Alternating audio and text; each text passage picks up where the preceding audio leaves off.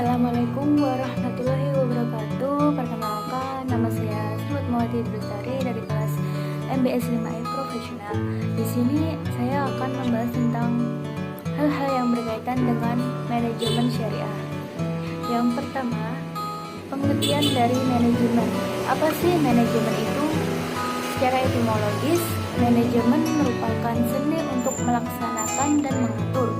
Secara umum, pengertian dari manajemen yaitu suatu seni dalam ilmu dan pengorganisasian seperti menyusun perencanaan, membangun organisasi dan pengorganisasiannya, pergerakan serta pengendalian atau pengawasan. Pengertian manajemen menurut George-Robert Daly yaitu sebagai proses khas dari beberapa tindakan seperti perencanaan, pengorganisasian, penggerakan, dan pengawasan. Seluruh tindakan tersebut bertujuan untuk mencapai target dengan memanfaatkan semua sumber daya yang tersedia. Yang kedua, menurut Ricky W. Griffin, manajemen adalah proses perencanaan, organisasi, koordinasi, dan kontrol pada sumber daya agar tujuan tercapai secara efektif dan efisien. Efektif di sini maksudnya tujuan tercapai sesuai rencana, dan efisien berarti bahwa manajemen dilakukan secara cermat, terorganisir, dan tepat waktu. Yang ketiga, menurut Lauren A. Apley, manajemen merupakan sebagai keahlian dalam membangkitkan orang lain agar bersedia melakukan sesuatu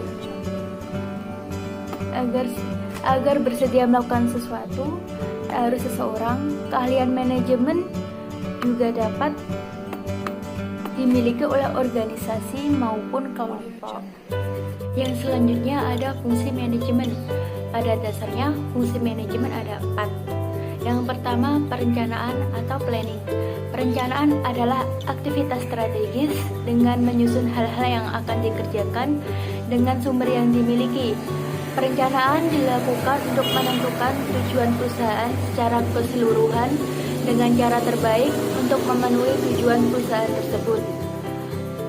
Manajer perlu mengevaluasi berbagai rencana alternatif sebelum mengambil tindakan dan kemudian melihat apakah rencana yang dipilih itu cocok atau tidak dan dapat digunakan atau tidak untuk memenuhi tujuan perusahaan tersebut.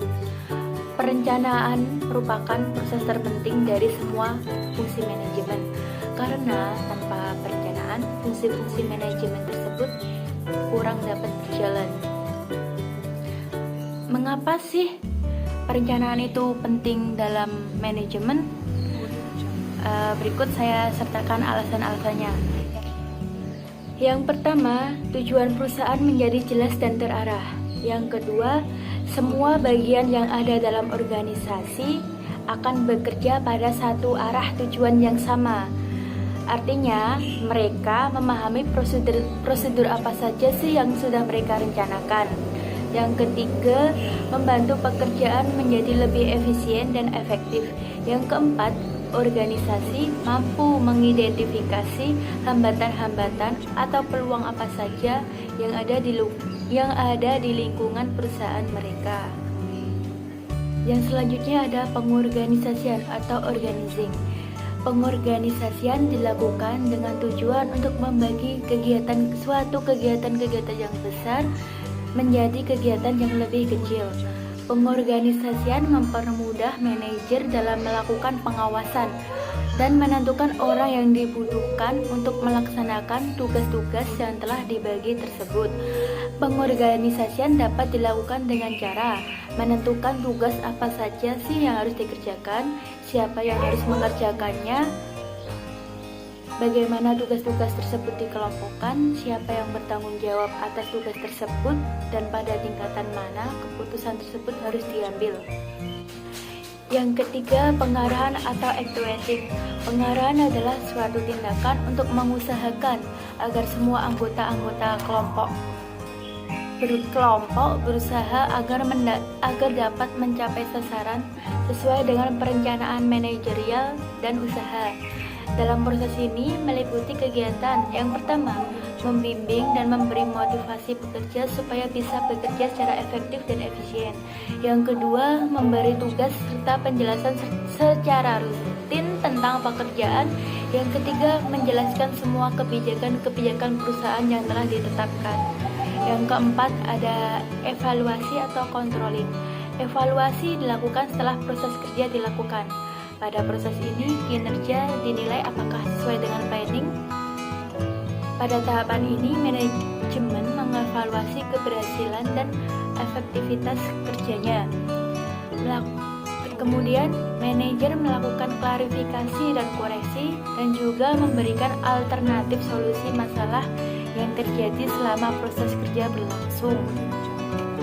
Controlling atau fungsi penawaran bisa berjalan dengan efektif jika hal-hal ini dilakukan. Yang pertama, routing.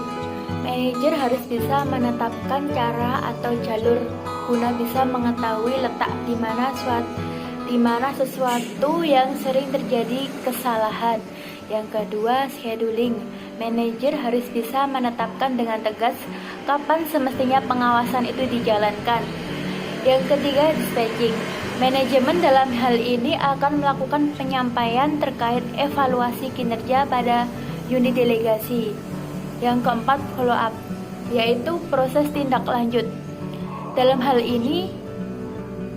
ini masalah disampaikan dan didiskusikan. Selanjutnya ditindaklanjut sebagai upaya memperbaiki kesalahan suatu kinerja. Unsur-unsur manajemen. Setiap perusahaan pasti memiliki unsur-unsur untuk membentuk sistem manajerial yang baik. Jika salah satu di antara unsur-unsur ini tidak sempurna atau tidak ada, maka akan berimbas dengan berkurangnya upaya untuk mencapai tujuan organisasi atau perusahaan.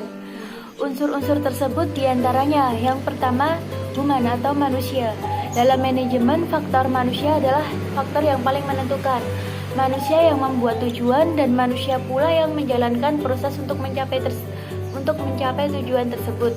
Tanpa adanya manusia, maka tidak akan ada proses kerja, sebab pada dasarnya manusia adalah makhluk pekerja. Selanjutnya ada mesin atau mesin. Dalam kegiatan perusahaan, mesin sangat diperlukan. Penggunaan mesin akan membawa kemudahan atau menghasilkan keuntungan yang lebih besar serta menciptakan efisiensi dalam kerja. Selanjutnya ada metode. Dalam pelaksanaan kerja diperlukan metode-metode kerja.